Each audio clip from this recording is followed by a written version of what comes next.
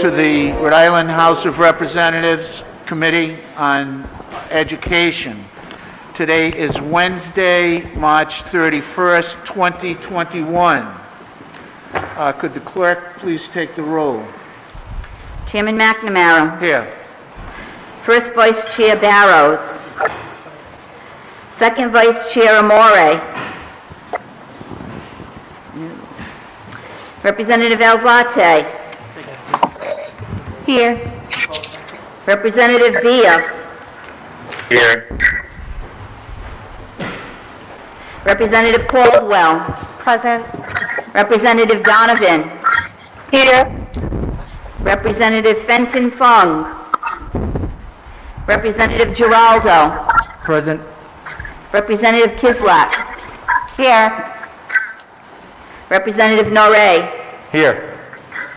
Representative Phillips. Present.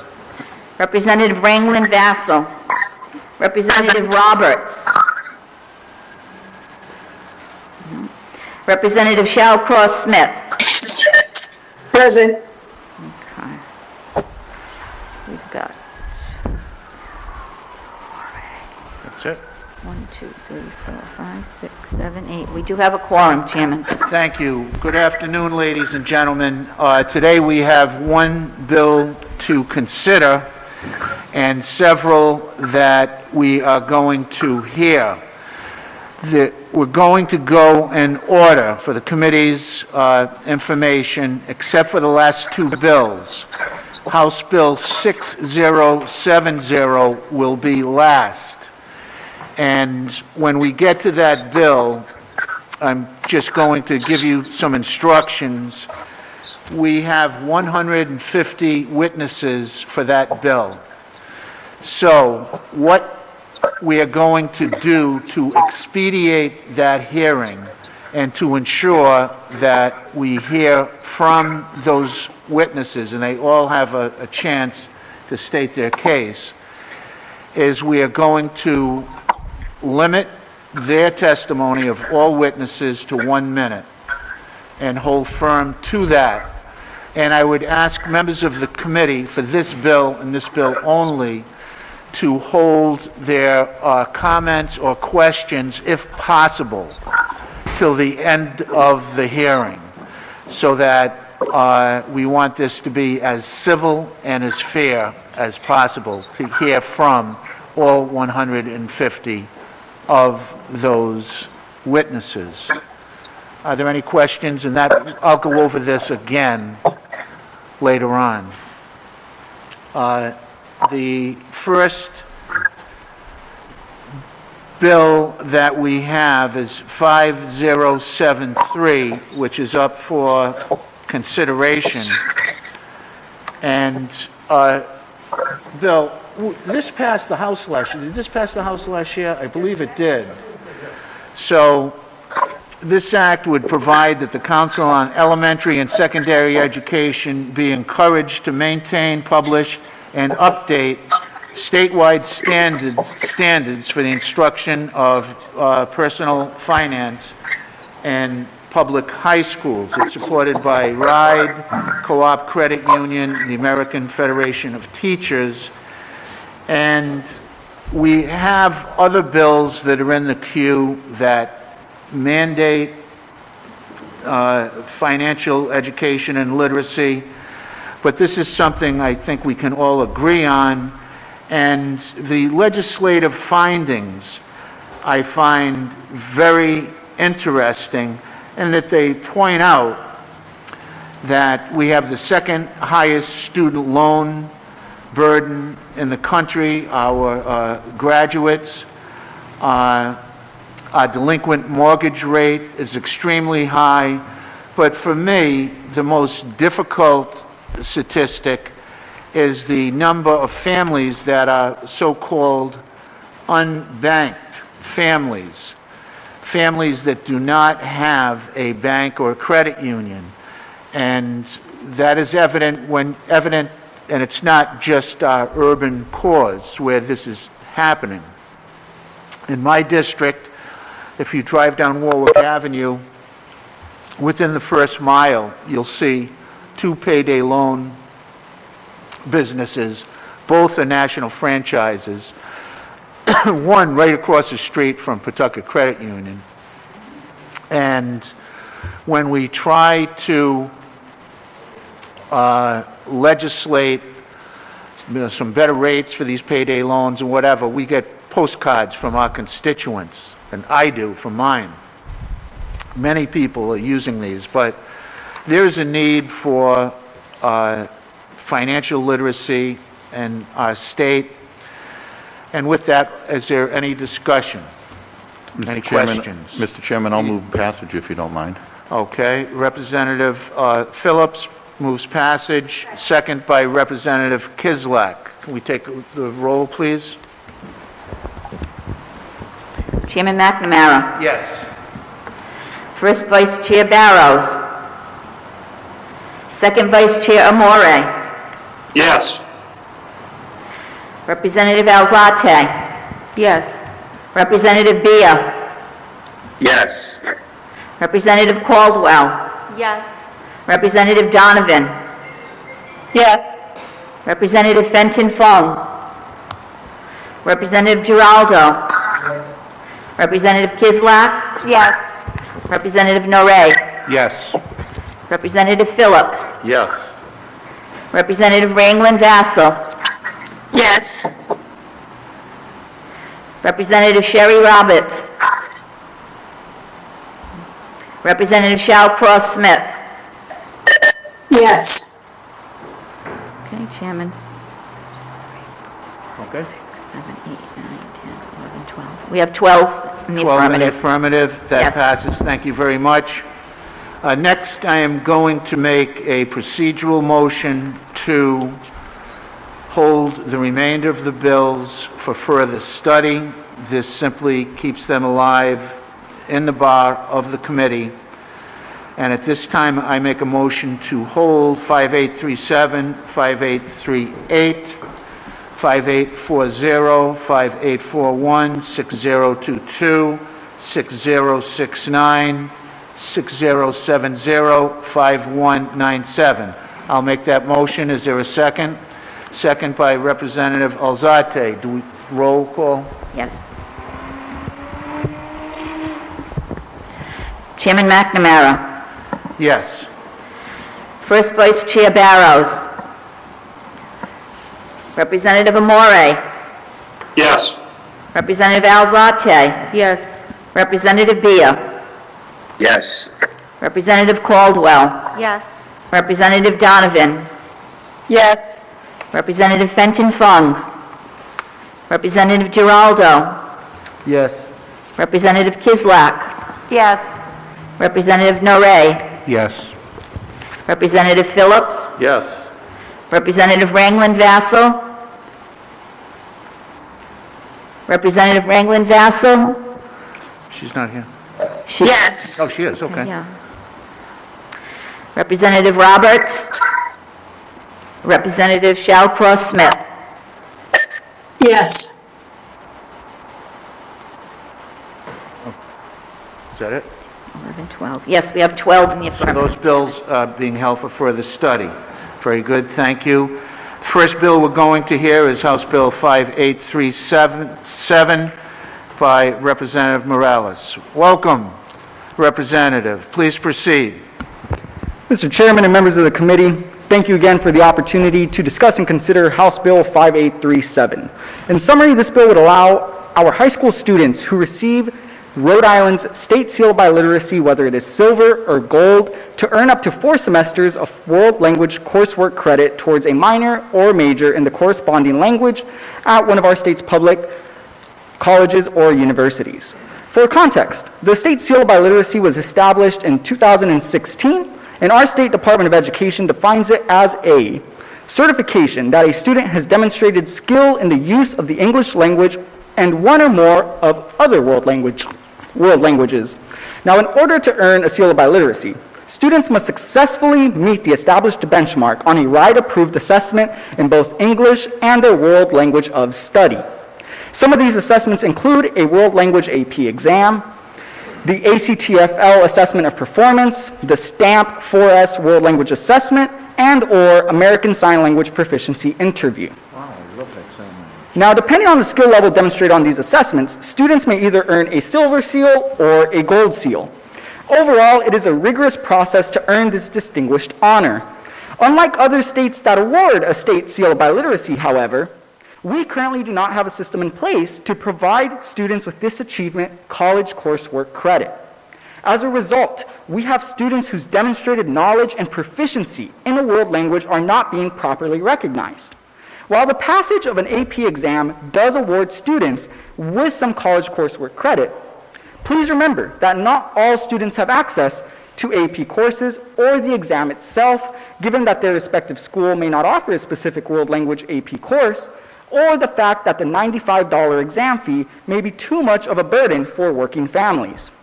Therefore, this bill also addresses the issue of equity, because awarding college credit for the Seal of Biliteracy would put and provide more access and opportunity to college credits, allowing more students, and specifically our multilingual learners, on a pathway to higher education.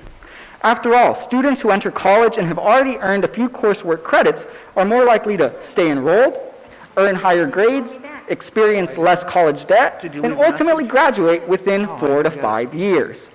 Furthermore, the provision of college credits for earning our State Seal of Biliteracy will encourage more of our students to seriously pursue world language courses and become multilingual, a skill which is in very high demand given our growing and diversifying economy.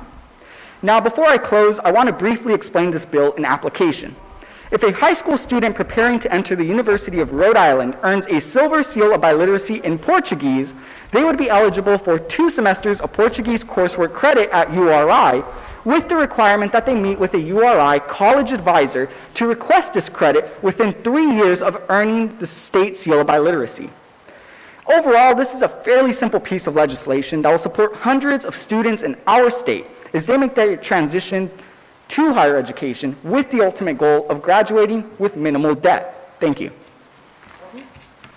Thank you, Representative. Very nice, and I'm so pleased that they include sign language. I wish they had included that when I was in high school. Very good. Are there any questions for the sponsor? Okay, very good. We have approximately 7 witnesses, all in support of this bill. And the first witness is Amy Humbertus, Rhode Island Foreign Language. Andrew, welcome. Please proceed. You have 2 minutes.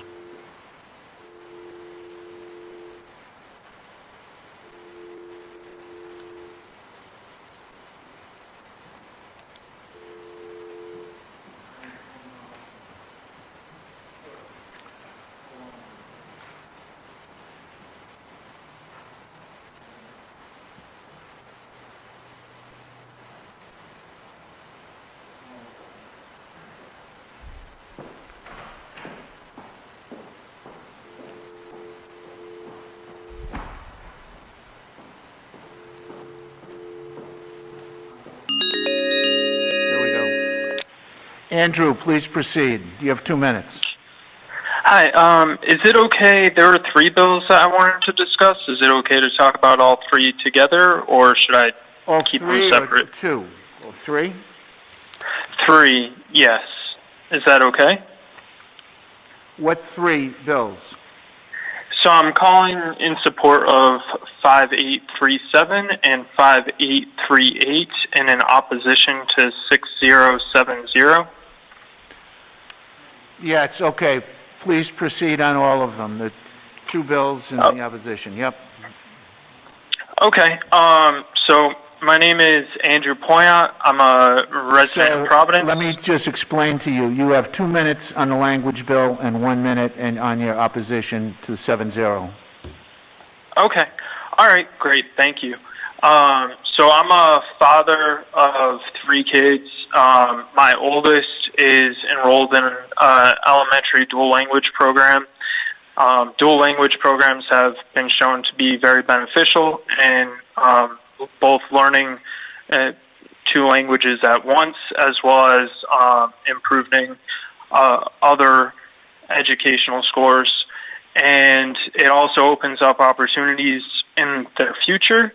And these two bills will allow for them, if they so decide, to be able to continue in furthering their education in world languages and additional languages. So I support both of these bills. I think it goes a long way to continue our state's choice to invest in dual language programs. So I hope that the committee moves forward both of these bills and pushing them to a full House vote. On 6070, I'm in opposition to it. I think that is the wrong move to do. I think that we need more inclusive history, and both, on race, class, and gender, and this bill does the opposite of that, and it goes counter to what we should be teaching our children, and in order to be more inclusive. I think, one quote from historian James Lowen is, "The antidote to feel-good history is not feel-bad history, but honest and inclusive history." And this bill is not honest or inclusive, so I hope that the committee does not move forward on this bill. 20 seconds, please. Thank you. That's it. Very good. Thank you. Thanks. Andrew, any questions for this witness? Hearing none. Next witness. Elias Matos.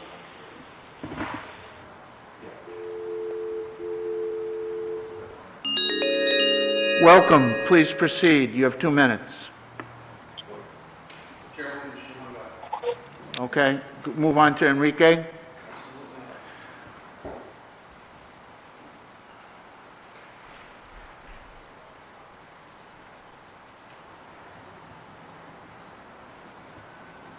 Enrique?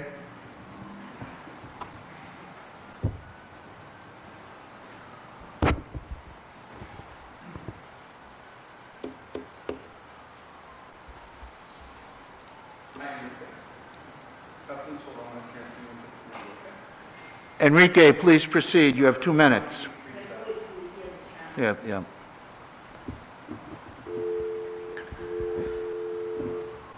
Enrique, please proceed. You have 2 minutes.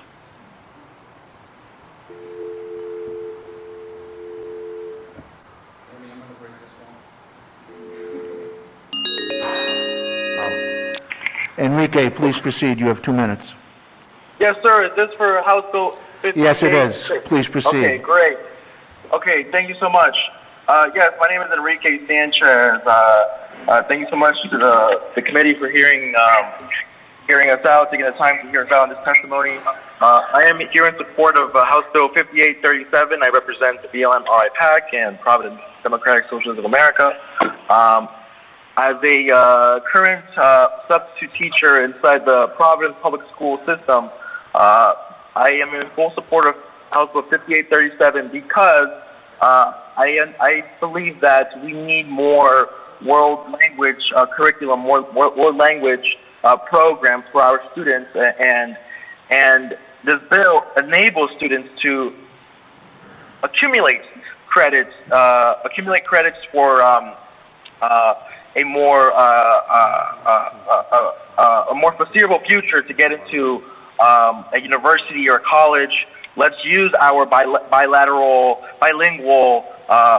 students who a lot of them come from MLL backgrounds and ELF backgrounds, and let's enable an easier process for them to qualify for scholarships and grants and more support to get into the university that they choose to. Folks, let's just be honest, right? Our state, our country, our state, our city is evolving every year. As educators, as leaders. 20 seconds, please. Educators, leaders, politicians, administrators, we have to keep up with the norms of our culture, of the culture of our students. We have to be there for them. A lot of them speak Spanish, a lot of them speak French Creole, speak other languages, and it's important that we are there to offer them programs so that they're able to be successful in the future. Thank you so much. Thank you, Enrique. Are there any questions for Enrique? And Representative Fenton Fung, would you like to be recorded, obviously, as present, and also the first bill we voted on? Affirmative on that one, thank you. Affirmative, and the vote to hold for further study? Yes, an affirmative on that, thank you. Okay, thank you. Next, Erin Papa. I like that alarm. Welcome, please proceed, Erin. You have 2 minutes. Thank you. Hello, Chairman McNamara and members of the committee. My name is Erin Papa. I direct the Coalition for a Multilingual Rhode Island. We are a coalition of organizations and community members dedicated to creating a culturally sustaining educational environment where all Rhode Island students learn in multiple languages from pre-K through college. I'm speaking in support of 2 bills today. I know that only one of them has been introduced so far, but in support of 5837, the Biliteracy Seal Bill, as well as 5838, the concurrent enrollment courses for World Languages Bill.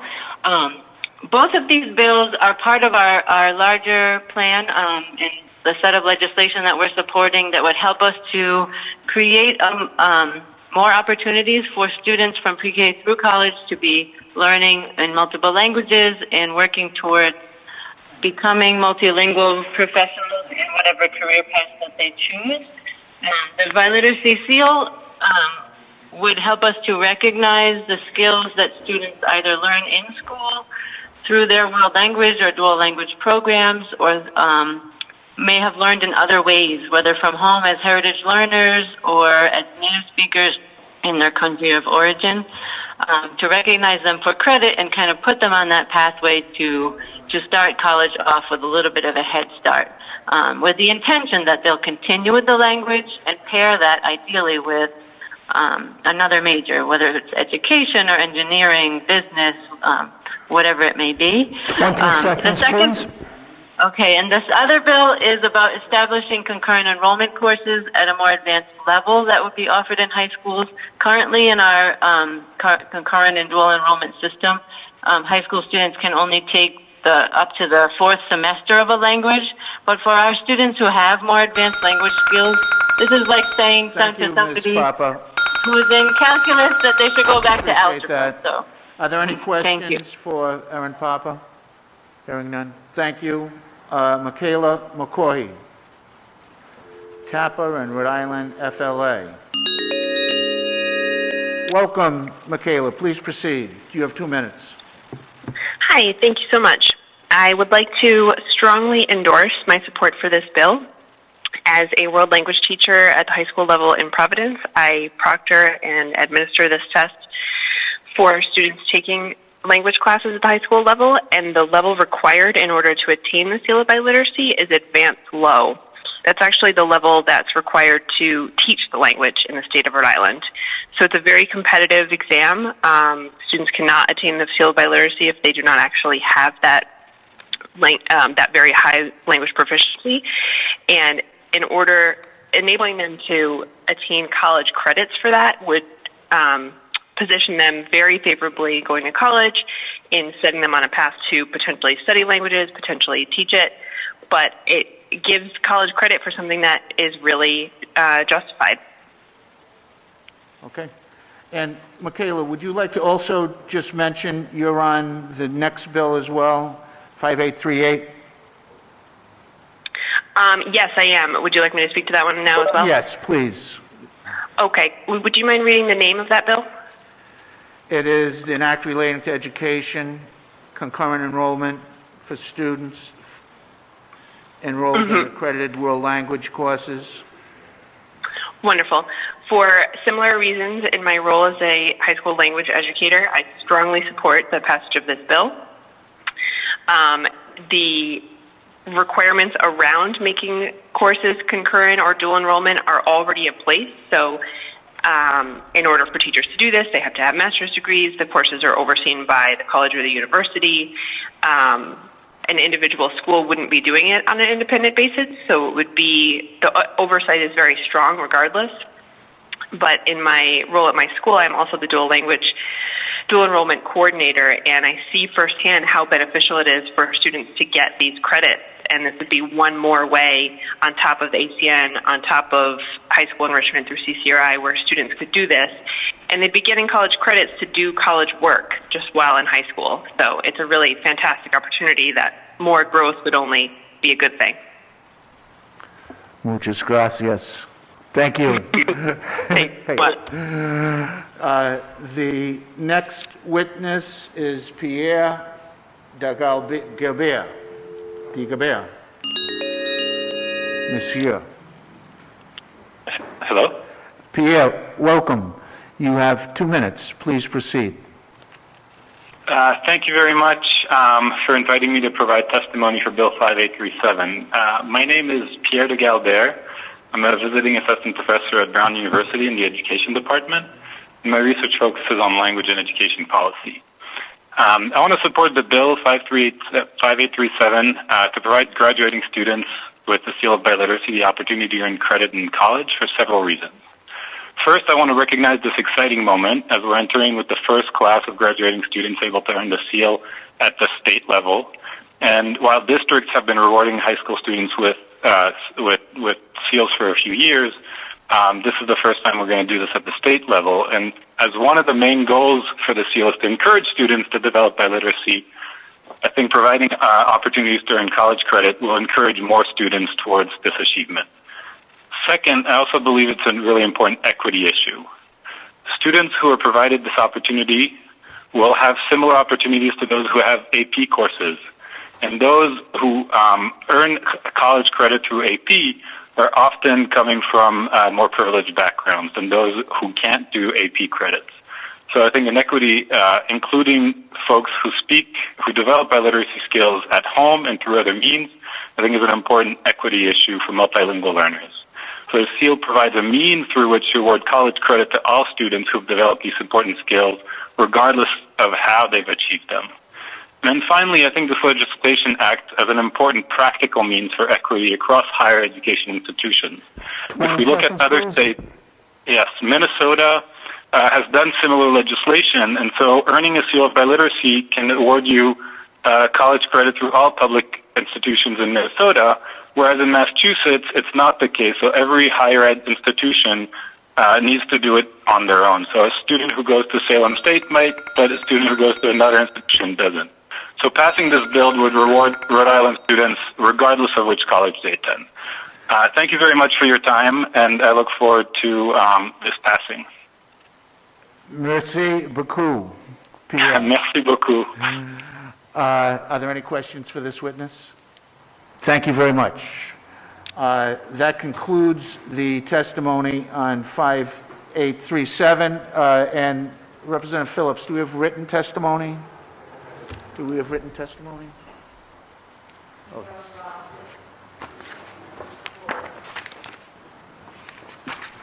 And the written testimony in support of this is Jeanette Santana, Blackstone Academy Jr., and Jonathan De Jesus, Progreso Latino, have sent in both in support.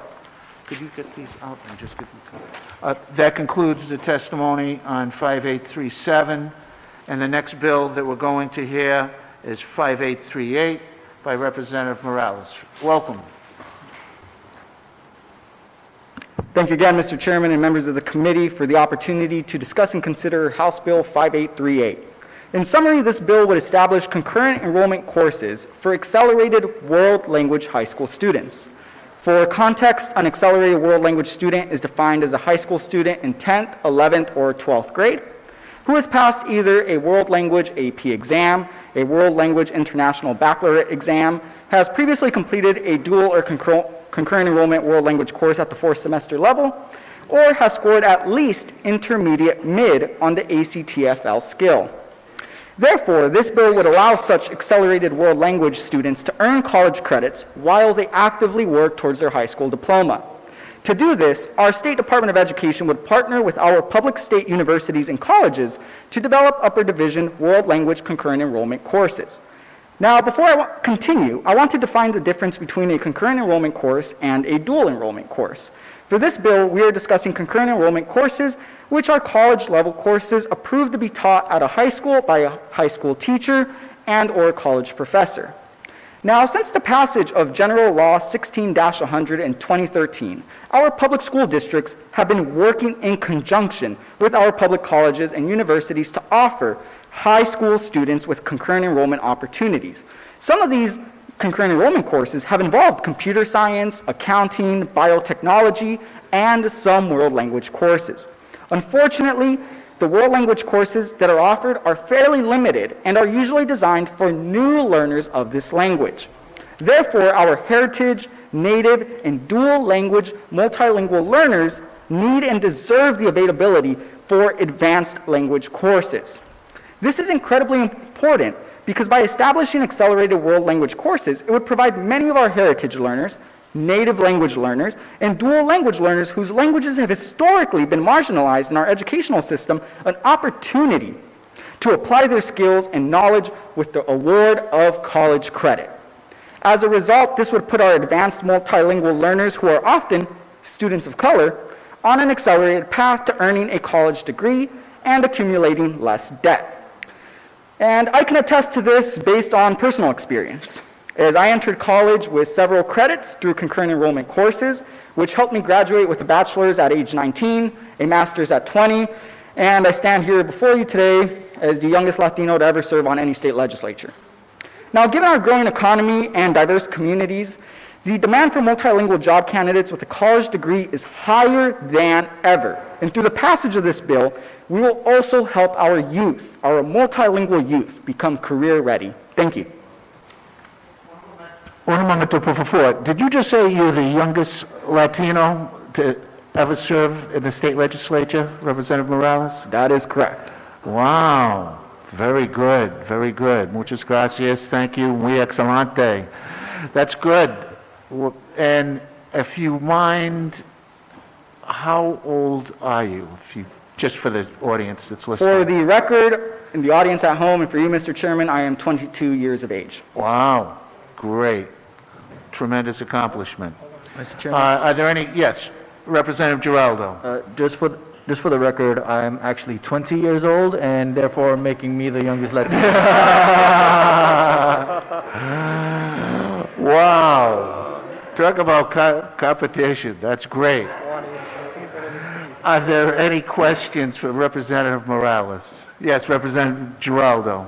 No, on a serious note, I just want to thank Rep. Morales for taking the time and energy to put a lot of thought into these bills. It will definitely help our multilingual youth that have been marginalized over the years and not appreciated for the skills that they bring to the workforce, and I think it's definitely the way to go. So thank you for the work, and I'm happy to have signed on as a co-sponsor.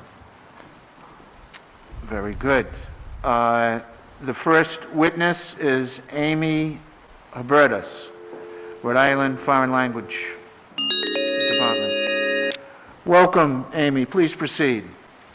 You have 2 Hi, minutes. thank you very much. Thank you. My name is Amy Hubertus. I am a French teacher in the town of Exeter, West Greenwich. I am also a resident of Hopkinton, Rhode Island. I am in support of both 5837 and 5838. I'm also the president of the Rhode Island Foreign Language Association, so I represent world language teachers in the state of Rhode Island. On behalf of 5837, I would say that awarding college credit for the Seal of Biliteracy would really put students on a pathway to be able to combine language with their minors and majors in college.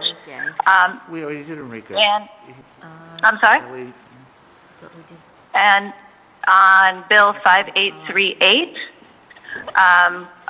we support this, and I support it, and the Rhode Island Foreign Language Association supports it, because we feel that our students need access to accelerated world language courses at the college level appropriate for their level of speaking. And some school districts can't offer those types of classes. Enrique? And thank you for your time. Yep. Merci beaucoup, mademoiselle. Merci, monsieur. Au revoir. Au revoir. Are there any questions for this witness? Thank you. Next. Thank you. You're welcome. Ellie Matos, no, Enrique Sanchez.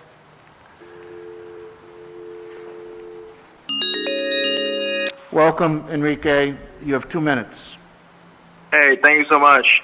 My name is Enrique Sanchez. I would like to thank the members of the committee here for introducing this very important bill, 5838. I am here as a Providence substitute teacher in the Providence Public Schools.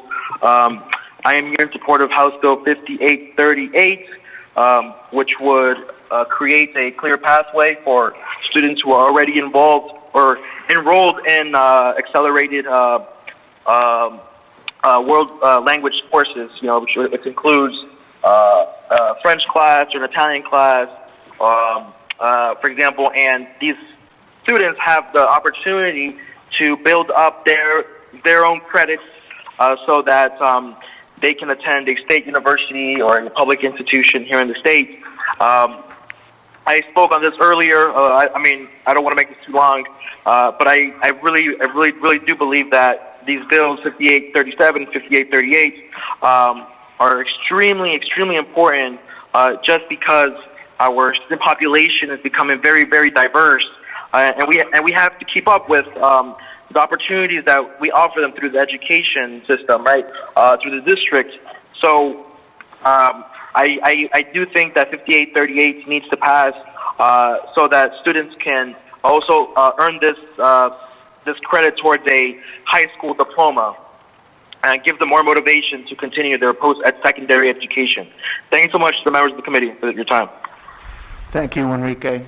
Any questions for Enrique? Thank you. Next, we have Lily Nigaravare. I'm not even going to attempt to say it. Lily, welcome. How do you pronounce your last name? My last name is Mon Vodarat.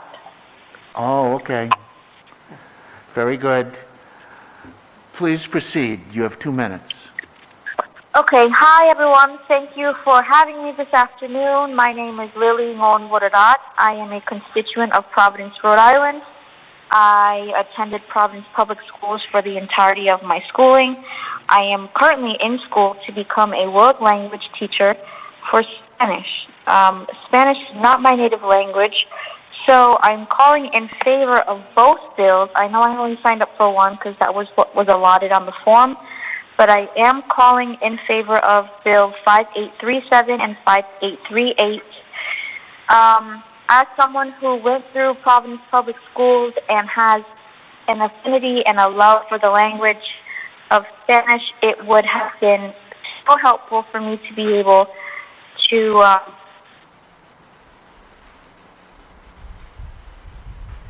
in college courses. It would have been helpful because this is what I wanted to do with my life, and I knew it when I was in high school. I knew that I loved the language. I knew that's what I wanted to do.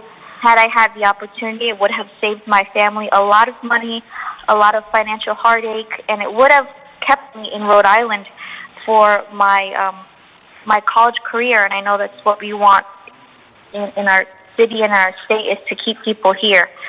So it would be an incentive for our students, for our community, for people that are living in underserved communities where they speak all of these beautiful languages that are not being nurtured in the schooling system the way that they should be. So 20 seconds, please. Okay, well, that's all I have to say. I hope everyone has a nice afternoon. Well, thank you, Lily. Lily, what's your other language? I speak Laos. Oh, very good. Very good. Okay. That's wonderful. And Thank you. Thank you. Are there any questions for Lily? Hearing none. And that concludes our witnesses, I believe, for 5838. And Representative Phillips, do we have written testimony? Yes, Chairman, we have just one piece of written testimony for House Bill 5838 from Progressive Latino, and they are in support of this bill. And for anyone that is listening, you can find all of the written testimony on the General Assembly main page, under the bottom right-hand corner, committee documents, and just have to hit the Committee on Education, and all of them will come up, except for one bill. They've got over 300 pieces of written information, and they have not been able to put them up already. They are still trying to input them now, but it's taking time. Thank you, Chairman. Thank you. So that concludes the hearing on House Bill 5838. The next bill we're going to hear is 5840 by Representative Quattrochi. If Representative Quattrochi is on the line, this act would provide that if a school district establishes in Orton Gilligan Certified School, the program would be available to all students statewide who qualify. And Yes, Mr. Chairman. welcome. Am I coming through? Yes, Representative Quattrochi, Mr. please Chairman. proceed. Okay, as in the past, Mr. Chairman, I'd like to cede my time to Mr. Joseph Majacomo, my constituent, who is the champion and expert on this subject, to have an explanation of the bill. Okay. Thank you. Good afternoon, Mr. Chairman, members of the committee. I'm not going to bore you with the statistics that I've bored you for over 2 years with reference to dyslexia. There are numerous bills in play that I drafted this year, and I would suggest to you that 5840 is a perimeter to put out a wildfire that we have with reference to the lack of instruction with reference to dyslexia, which you should know through my testimony affects about 20% of the population. Approximately 2 weeks ago, a bill was heard in finance that would allocate $50,000 through RIDE for teachers who want to be trained in Orton Gillingham. And the reason I keep saying Orton Gillingham, just for to qualify, is Orton Gillingham is peer-reviewed and science-based. And if we're going to spend money and we're going to utilize a program on children, especially elementary school children, we should be picking what is the best program, what is peer-reviewed, and what is based in science, i.e. Wilson is not. Mr. Chairman, what this bill would do would allow, it basically follows the CTE path. And what it allows is if a school district like Narragansett has a Orton Gillingham certified teacher, and I did have 4 teachers from West Warwick this past year become certified through a grant that I was able to get for them.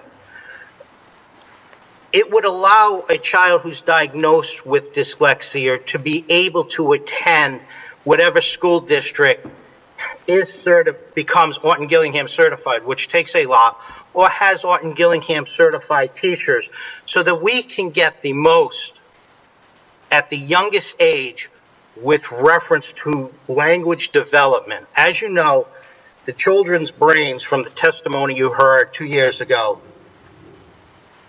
is prime for creating pathways at a young age, kindergarten through 4. And if we can get these children right now into schools that have Orton Gillingham certified instructors, then we can stop the train that we have from high school to prison or juvenile detention. Now, I know that there is some written testimony submitted by Decoding Dyslexia, and I would like to push back on that. The reason I would like to push back on that, Mr. Chairman, is out of the 20% of children who are statistically dyslexic, there is only a minute that are as profoundly dyslexic as my son. And what Decoding Dyslexia is asking you to do is to qualify the definition of a certified teacher as a teacher who's taken 60 hours of instruction. The teachers that I had sponsored last year through the grant were able to take a 30-hour course. That gives them the ability to be exposed to the multisensory phonics-based approach and bring it into the classroom and catch most of the dyslexic students. if we amend the language and require these teachers to go and have 160 hours of instruction, we are kicking this can down the line a year or two before these bills would take effect. That's a year or two of lost generations of children at the young age that we need to catch them. So if we get the $50,000 out of finance, and I have teachers who are ready to take these courses, this course at $1,000 a teacher, and we get those teachers as preliminarily certified in the 30-hour IMSE course, we get those teachers into the classroom, hopefully by September, if not by January, and we can at least form a perimeter around what I would suggest is a wildfire while we work towards more advanced legislation to overcome the problem and to increase the reading scores throughout the state. Because as you know, a multi-sensory phonics-based approach does not only benefit dyslexic children, it benefits all elementary school children in increasing their reading scores. Excellent. With that, I would like to thank you, and I would also like to thank the committee Thank for you for taking your the time and opportunity. advocacy, and I like, really nice ending, Joe, thank you. And with Thank that, you. do we have any questions for the sponsor or Mr. Magiacomo? Thank you. The next witness is Suzanne Arena, decoding dyslexia. Welcome, Suzanne. Thank you. You have 2 minutes. Thank you. So I just want to make one point, and I appreciate Joe pointing out that decoding dyslexia has a problem with the actual title, the Orton-Gillingham certified level. What we said in the letter actually was it's rare to find this many teachers that have that much training. And what we suggested is exactly what he's saying, that we have an associate level, which is 30 hours. So we're not in disagreement. We're actually in I'm sorry? Please proceed. So we're not in disagreement. 30 hours is what we're saying when we say associate level, and he might not have understood that. We are both in the belief that we do need to have Orton-Gillingham. However, we're not sure what an Orton-Gillingham school is, which it defines in the bill. I don't know what that is. I've never heard of an Orton-Gillingham school. So we'd like to know what exactly that is. We also feel that parents, who have homeschooled, there's a piece to this in this that doesn't even touch upon the people that are homeschooled. So those children who have IEPs should have an ability to also have coverage for this. And so the parents that are homeschooling should have either an instructor or reimbursement if they're hiring someone at the home. Because parents privately have to pay to address this. We know the schools are going to ignore it. And in this bill, it says that they should go to RIDE to have RIDE approve. I don't want RIDE to only approve it. Sure. In conclusion, we need to also have Decoding Dyslexia, who have experts, and other stakeholders look at the program just to make sure that it is up to speed. Thank you. Thank you, Suzanne. I have another bill that I'm speaking on too. Should I? Why don't you just hold on for that one, okay? If you Sure, can just keep I it will. on. And Of do we have course. any written testimony, Representative Phillips? We do not, Chairman. So that concludes 5840. And the next bill we're going to hear is 5841 by Representative Place. And welcome, we have Representative Place with us. Welcome, Representative Place. Please proceed. Thank you, Mr. Chairman. Quite frankly, 5841 is about one thing, innovation. When the charter school system was first presented to the state of Rhode Island, is my understanding, it was presented as an opportunity to allow for innovation in our educational system. It was designed, or it was intended to offer up a test bed on education in different ways to educate our children. And I think everybody agrees that's not necessarily what's happened. I mean, they may focus on one specific subject matter, but in essence, charter school, if you walk into a charter school, there really isn't that much difference than walking into a traditional public school. The education models are exactly the same. And what I'm asking with this legislation is to allow any if a charter school has its charter revoked because of poor performance, that charter only be replaced by a school that offers a non-traditional mode of education, i.e. not the traditional factory model that we see every day.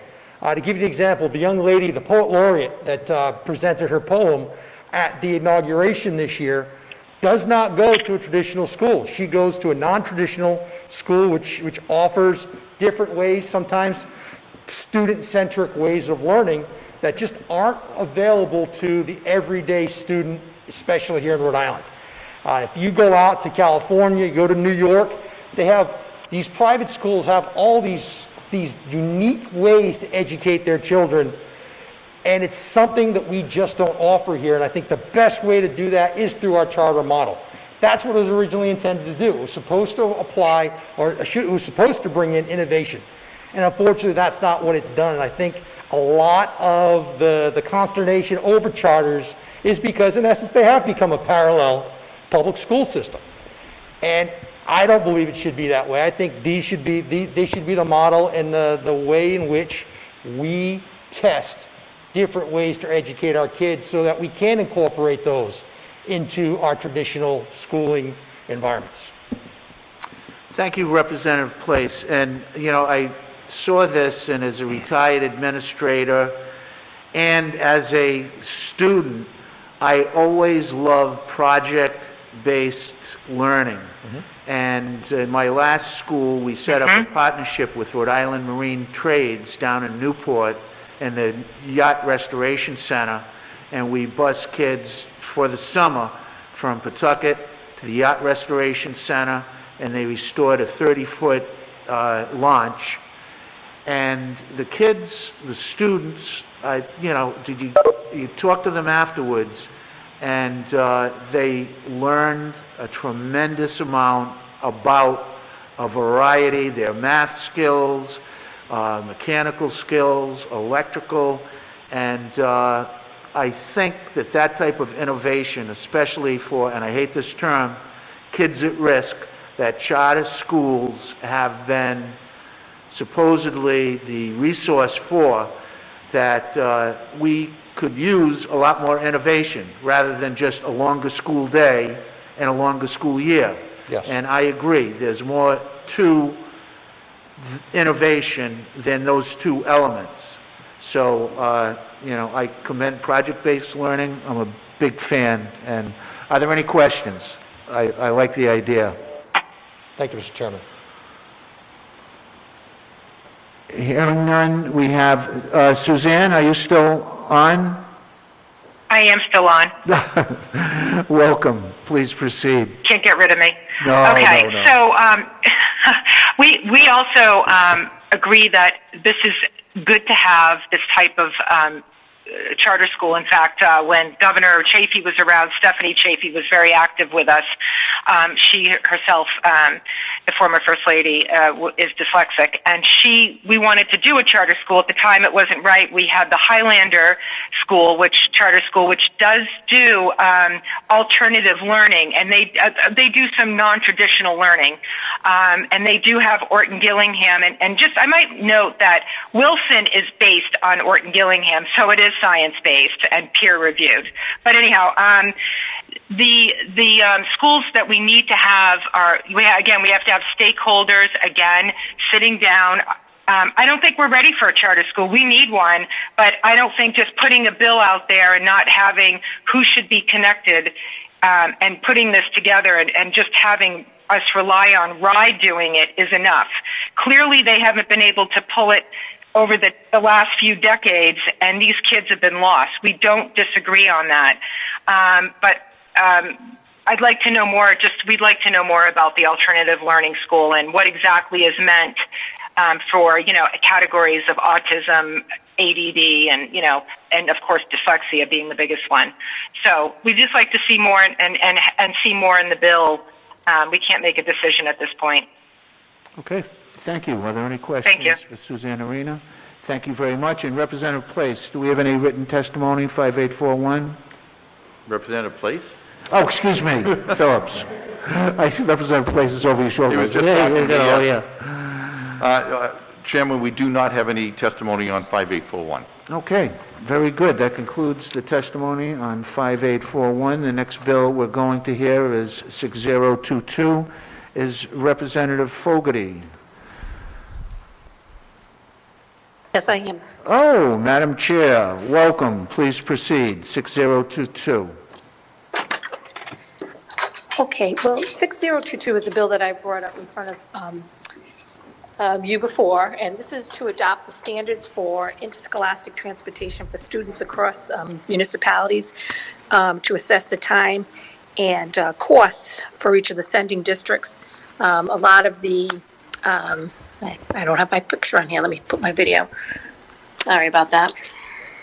A lot of the districts, when we had the funding formula change, we had some issues with costs of transportation not being put into that. So a lot of the towns, including South Kingstown, Coventry, which is another area with a lot of land, did not get reimbursed in the funding formula.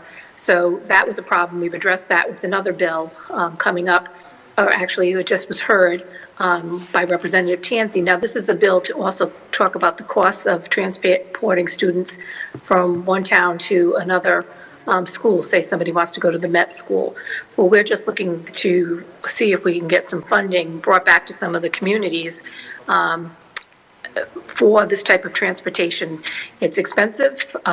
Most of the reps there have people who are, put on some type of a bus. And brought some of the students go to different schools. So we're really looking for reimbursement to be considered for some of the municipalities on these fees. So that's it, and I will take any questions. Thank you, Madam Chair. Are there any questions for Chairwoman Fogarty? Hearing none, thank you very much, Okay, thank you. Madam Chair. Raymond Two Hawks.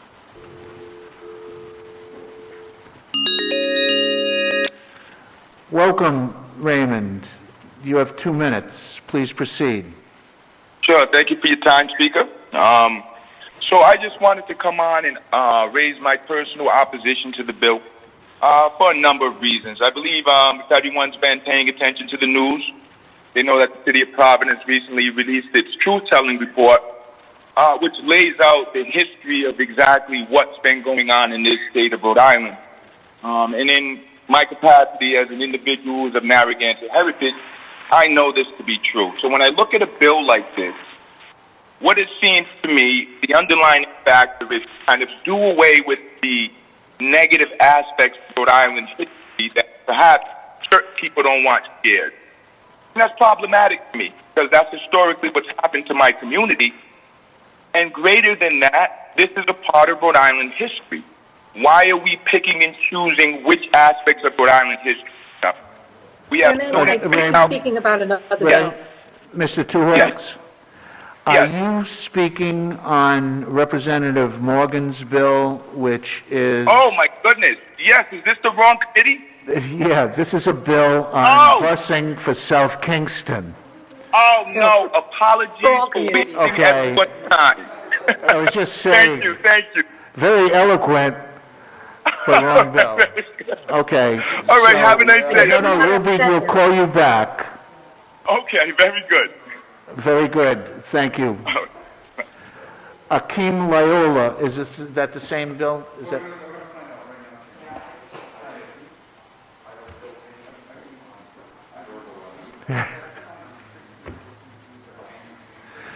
Representative Fogarty's just catching her breath after that. Yes, I didn't mean to insult anybody with my transportation bill. Just trying to get all of our municipalities some extra money.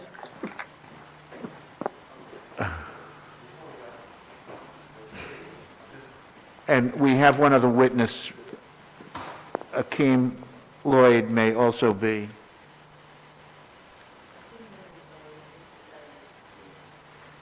So I think this, Lisa, could you put those under the, all right. That concludes the hearing on House Bill 6022. There is no written testimony. Thank you. We have one piece of written testimony. Oh, we do? On this one here. I'm sorry, Chairman. We do. On H6022, we have in support of the bill from Timothy Duffy from the Rhode Island Association of School Committees. Okay. So the Rhode Island Association of School Committees does support that. That is correct. Chairwoman Fogarty. Very good. That concludes the hearing on that bill. The next bill that we're going to hear is 6069 by Chairwoman Williams. Good afternoon, Chairman. Good afternoon, Madam Chair. Please proceed. 69, House Bill 6069. This act would establish the Legislative Apprenticeship and Technical Education Commission. The purpose of this commission will be to make a comprehensive examination of the issues relating to the governance, financing, and operation of the system of apprenticeship training and technical education in Rhode Island. The focus of the Apprenticeship Training and Technical Education Commission shall include, but not limited to, the following: to promote Rhode Island's education and economic development by providing guidance for the development of a statewide system for apprenticeship training and technical education, utilizing effective and proven apprenticeship training and technical education delivery models, implementing an effective system of governance, including protection for the students' rights of those students interested in engaging in apprenticeship training and technical education, financing and maintaining state-of-the-art equipment, facilities, and programming, including ensuring student access to the same across the district and geographic boundaries, and strengthening apprenticeship training and technical education programming designed to meet the labor needs of Rhode Island business and industry, as well as to support the advanced Rhode Island's economy. The commission will consist of 11 people. This commission shall collaborate with the Commissioner of Elementary and Secondary Education to identify the following: potential pre-apprenticeship and apprenticeship training program integration, establish recommendation for leveraging of funding for apprenticeship training and technical education programs within high schools and programs within high education institutions for careers in various industries. The commission shall identify potential programs, procedures, and legislative proposals to promote equality in apprenticeship training and technical education programs, to include but not limit to affirmative action and prohibition in the discrimination for recruitment, selection, employment, and training of apprenticeship and participants in technical education programs. The commission would report its finding by February 1st, 2022, and would expire on June 30th, 2022. If we are truly serious about giving our children every opportunity to succeed in life, we must embrace apprenticeship and technical education as well. Every year we are seeing more and more young adults making good living through the trades, and we must do everything in our power to bring these opportunities to any child who wishes to participate. And that is my testimony on 6069. Well, thank you, Madam Chair. And I agree 100%. The trades today, and especially these apprenticeship programs. As an example, Madam Chair, yesterday I called 2 electricians. One had a big ad in the yellow pages, "No job too small." And you know how many callbacks I got? 0.0. Yeah. So there is a need out there for skilled and licensed tradespeople, and as you say, they're an essential part of the economy. So with that, are there any questions for Chairwoman Williams? Seeing none, and written testimony, Representative Phillips?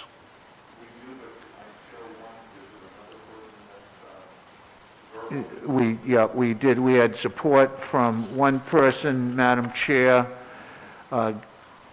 Gabrielle Clark, no left turn in education, supports the bill, and that's it. So that concludes the hearing on 6069. Thank you, Madam Chair. Thank you. Thank you very much. Have a good evening. Have a good evening. The next bill that we're going to hear is by Representative Corvese. Is that right? 51? Yep. 5197.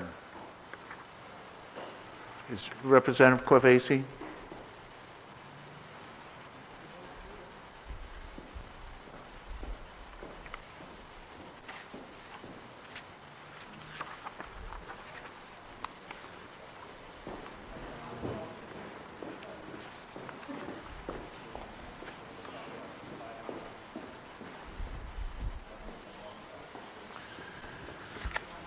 Ladies and gentlemen, this Bill 51, this act would require that only certified nurse teachers may be employed as school nurses in elementary and secondary schools.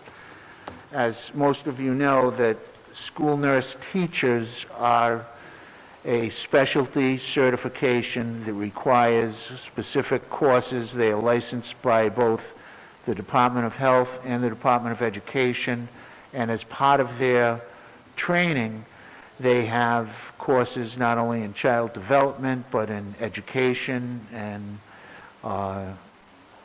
curriculum. They also, at the elementary level, get involved in health education, and they're very highly trained and competent. Did we get... So with that, why don't we try our first witness is Colleen McCormick.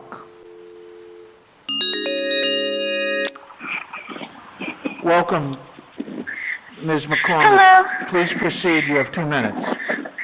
Awesome. Thank you so much. My name is Colleen McCormick. I'm a resident of Providence, Rhode Island. I'm also a registered nurse working as a certified school nurse at Blackstone Valley Prep. I'm calling to oppose the bill 5197. I have experience as a trauma ICU nurse in Chicago. I've worked in intensive care units at Mass General Hospital, and I've also been a school nurse for the last 3 years. I feel that my degree as my license as a registered nurse, and my degree as a Bachelor of Science in Nursing makes me more than qualified to do my job. My school does not require me to teach, which is why I find it to be slightly absurd to have to take master's level teaching courses in order to continue working while I already have a license that covers the scope of practice. It's a slightly archaic role now that we have plenty of health teachers who teach health classes, and now that the study of nursing has been advanced, 2021, when you get your Bachelor's of Science in Nursing, you're able to do many things, including healthcare plans, treating scholars, etc. So I'm just calling to voice my opinion, and I really appreciate you listening. Thank you, Ms. McCormick. Are there any questions for this witness? Hearing none. Deborah? Yes. Yep. No. Deborah Svilto.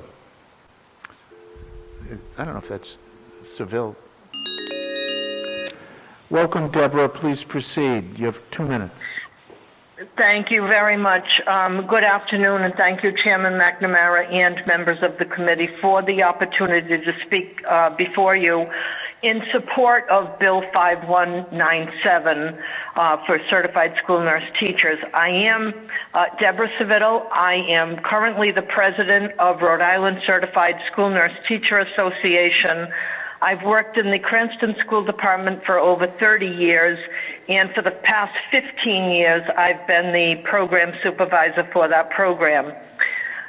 Chairman McNamara, in your introduction, of which I was able to hear some of, you did mention that school nursing is a specialty in nursing, so I do appreciate that very much. We feel we're very passionate about that. This specialty requires advanced skills and knowledge that we gain through advanced graduate-level college coursework. The college courses would include methods and procedures of school nursing, health education, curriculum design, principles of teaching and learning, etc. This coursework is not offered in undergraduate nursing programs. Once that coursework is completed, the nurse is eligible for certification. Such certification is recognized as validation of knowledge in the specialty area of school nursing, and it assures families and the public that the school nurse has the education and skills that are necessary or required for this profession. School nursing is an extension of the public health model, and our goal is to keep students healthy and ready to learn. I will summarize in saying that children deserve high-quality nursing and health services. Lowering the standard for the profession ultimately lowers the standard of services provided. More and more students with increasingly complex medical conditions are coming to our schools. We must continue to employ certified school nurse teachers because they are highly competent, highly qualified, and well prepared to care for all students. Thank you. We ask very much for your support. I thank you for your time and attention. Are there any questions for Deborah? Representative Fenton Fung. Thank you, Chairman. Deborah, hi, it's Barbara Ann Fenton Fung. How are you? I'm very good, and you? Good, good. Thank you. Thanks for your passion on this. I have two questions. Is there a shortage right now as far as certified school nurse teachers in Rhode Island? To my knowledge, there is none, and I do know that districts employed more nurses this past year to face the challenges of the pandemic. I do not know of districts that went without nurses or had to go to agencies. I can only speak for my district, which hired 6 additional nurses, and they are all certified. Well, I agree. Cranston is the center of the world as much as Chairman McNamara and I will go back and forth on Cranston. One more question, and I don't know if you don't know the answer, it's fine. So many nurses now are getting their MSN or their DNP Masters and Doctorate in Nursing. Is there a specialty in either of those degree programs for certified nurse teachers? To my knowledge, there is not. Okay. There is a little bit of overlap in some courses, depending on the program that they're studying and the particular interest in those advanced degrees. And so if you were going to become a certified nurse teacher, could you go to, Rick, you or I, is there an actual certification program through the graduate schools there? There is, and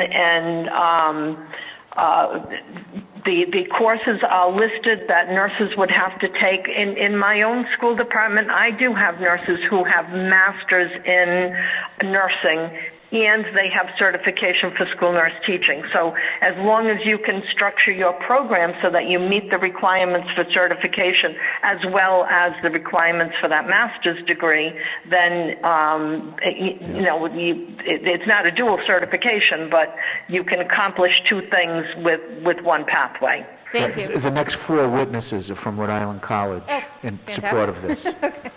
Thank you, Deborah. Any further questions for Deborah? Thank you very much. Next, we have Diane Cole from Rhode Island College.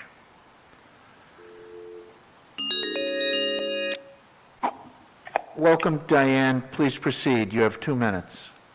Thank you. Thank you, Chairman McNamara and members of the House Committee for allowing me to speak in support of House Bill 5197. I'm calling with what I hope is a unique perspective in that my entrance into education was that as a teacher. I'm a master's prepared middle school science teacher, but I also, my first career was that of a nurse. I had left nursing and gone into education. When I started subbing as a teacher and people found out I was a nurse, they're like, oh, we're desperate for sub nurses. And lo and behold, back in the late 90s, early 2000s, in order to be a substitute nurse, even you had to have the certified school nurse teacher certification, which at the time I thought was 100% ridiculous. Here I am, master's prepared teacher, bachelor's prepared nurse, worked in the emergency room for 8 years. Why do I need this? Well, why I need it soon became important to me. One of the biggest shocks to me was the autonomy of the position. You are the one and only healthcare person within your school. In the district I worked in, we did not have a head nurse or a charge nurse. So there were other nurses I could call, but it's basically orientation by fire once you're a school nurse. If you have questions, you can phone a friend, but there's no one there to say, hey, look at this rash. What do you think? In all other realms of nursing, I always had other people I could consult with face to face. The other thing was you don't know what you don't know. I didn't know that legal documents existed that guided my practice as a school nurse that were very different from the practice and procedures of hospital nursing and home care nursing. The Rhode Island rules and regs of 20 seconds, please. School health were an eye-opener. And lastly, there's also procedures such as screenings and things that you need to do that they don't teach you in nursing school. So there's a lot to learn, especially at the beginning of a school nursing career, that I feel you need the coursework of the certification process in order to prepare you. Thank you for allowing me to present. Thank you, Diane. Are there any questions for Diane? Thank you very much for your testimony. Next, we have Dr. Carol Cummings of Rhode Island College. Welcome, Dr. Cummings. Yes, hi. You have 2 minutes. Hello, everyone, and thank you for your attention. My name is Dr. Carol Cummings, and I am the School Nurse Teacher Certification Pathway Advisor at Rhode Island College. I'm also chair of the Health and Physical Education Department. As you all know, school nurse teachers are highly trained professionals that have a wide range of clinical and pedagogical competencies. They work in public schools to provide health education and health promotion for not only students, but also teachers, administrators, and staff, along with the clinical services that they provide. The School Nurse Teacher Certification Pathway at Rhode Island College is actually the only RIDE Department of Education approved pathway. I'm here just to present my department's position that the original school nurse teacher role and its certification process be maintained. Much as ER and ICU nurses require specialized training, so do school nurse teachers. Recently, the whole school, whole community, whole child model that's been adopted by the Centers for Disease Control and the Association for Supervision and Curriculum stresses the importance of integration between programs and practices in school settings very often, and is a school nurse that collaborates with these stakeholders. I want to inform you that Rhode Island College has enrolled 72 school nurse teachers in our credential review pathway, and 26 have completed all 8 required courses. These courses include 4 health education courses, a special education course, 2 counseling courses, and foundations of education course. And I think this speaks to the person who spoke before me with regard to preparing teachers. Lastly, testimonials that I have reported in my written document demonstrate school nurse teachers who have reported the advantage of having these pedagogical competencies. I feel that, or my department feels that Rhode Island can continue to be the leader in ensuring that they're taking the critical steps toward a health literate student. Thank you, Dr. Cummings. Thank you for your... Thank you. Yes, Representative Giraldo has a question for you, Dr. Cummings. 1 minute, please. Thank you, Mr. Chairman. Just a quick question. Approximately how much is the course or the program at Rhode Island College that you were just referencing? How much is the program in terms of the overall dollar cost? amount? Yep. So it's 8 courses. So it is, I'm trying to think, they're at the graduate level, so somewhere around $4,000 to $5,000. Thank you. Okay, you're welcome. Are there any further questions for Dr. Cummings? Thank you, Dr. Cummings. The next witness is Linda Twardowski, also of Rhode Island College. Welcome, Ms. Twardowski. Please proceed. You have 2 minutes. Good afternoon, Chairman and committee members. My name is Linda Twardowski, and I'm testifying today in support of Bill 5197. I have been a certified school nurse teacher for 27 years in North Kingstown. As a former nurse at Hasbro Hospital for over 20 years, I can attest to the need for the graduate level courses. Even with over 20 years of experience there, working with children's medical needs, I found the required courses most essential. To allow RNs to be certified without this preparation is a disservice to our state's school children. A colleague of mine who is currently enrolled in the graduate courses through Rhode Island College has recently told me that there isn't one course that she has taken that has not been essential to what she does every day. And that's a testament to the coursework that goes on at Rhode Island College. I also have been a part-time adjunct pediatric clinical instructor for the undergraduate nursing program at URI for the past 7 years. Undergraduate nurses have been receiving less and less pediatric experience over this time. What was once the 13-week pediatric rotation that I taught is now a 6-week experience. And for some nursing programs, it's even less than that. New graduate nurses are now less prepared to care for children. And as we all know, in these uncertain times, we need more experience than less. I urge you all to support this bill and the important work that we as school nurses do every day. 20 seconds, I thank please. you for listening to us and appreciate your time. Thank you very much, Ms. Twardowski. We appreciate it. Are there any questions for this witness? Next, we have Michelle Iacquois, also Rhode Island certified. Welcome. Please proceed, Michelle. You have 2 Hello, minutes. Mr. Chairman. Fine, thanks. Hello, members of the committee. My name is Michelle Iacquois. I'm a certified school nurse teacher. I live and work in Westerly. Rhode Island stands out as leaders in public health, as you all know. The answer always begins with leadership. It's undeniable. But to understand the full scope of the answer is to recognize that in Rhode Island, we have highly trained, skilled leaders in public health right here on the ground in our public schools, and that's the certified school nurse teachers. I'm going to bring an event up. Last year, Friday, March 13th, 2020, schools were dismissed. This was uncharted territory for everyone. Not so much for the certified school nurse teachers in Rhode Island, though. We united as a group and said, we're here to help. What can we do? Right from the get-go, we began attending weekly provider meetings with Rhode Island Department of Health. We worked with our school families to be sure that they were safe by making sure they had accurate and timely information. Many needed access to food, health care, and we were there to guide and support. While our students transitioned to distance learning, we continued to work with families to be sure that all of their needs were met. As the pandemic then took on a life of its own, so did school nursing.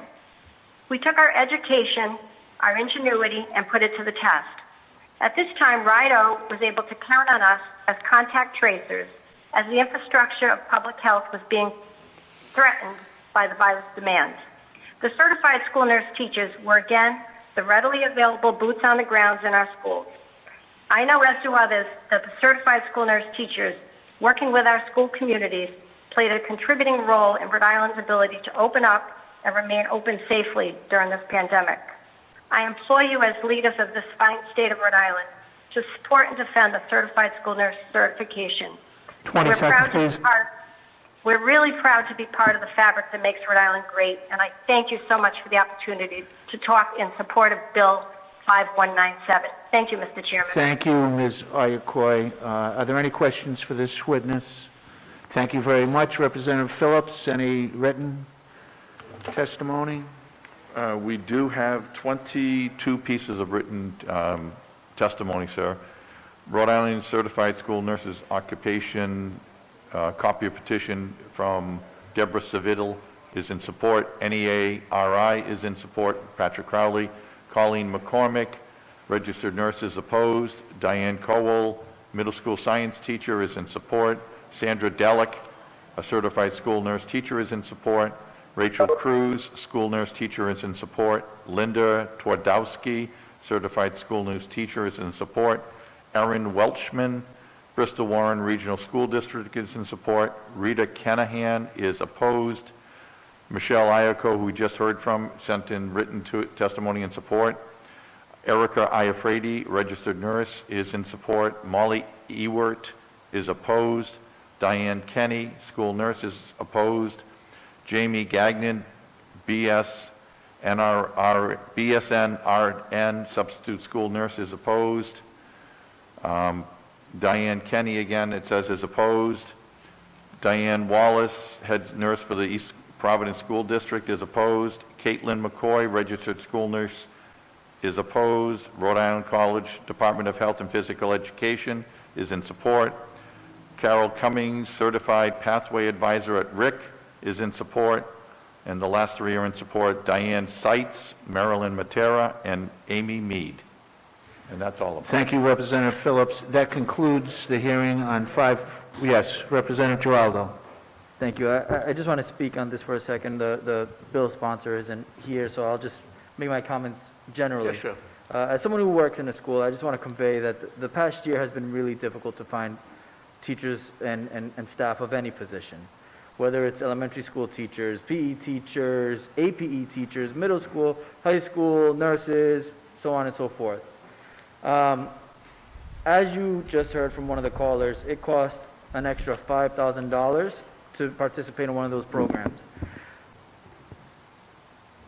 My good friend, Rep. Alzate, who's sitting here and as part of the Education Committee, has put forth a commission to go ahead and study how to get more people of color and people from underrepresented communities into the education field. And to me, one of the easiest ways to do that is to reduce the amount of barriers that we have set up in place. And so I see this as a financial barrier, a time barrier, and I think that this is something that we should really dig in deeper before we make a decision on something like this, because I think it would make the process more difficult for people to get involved in education. Thank you. Very good. Any further questions or comments? That concludes the hearing on 5197.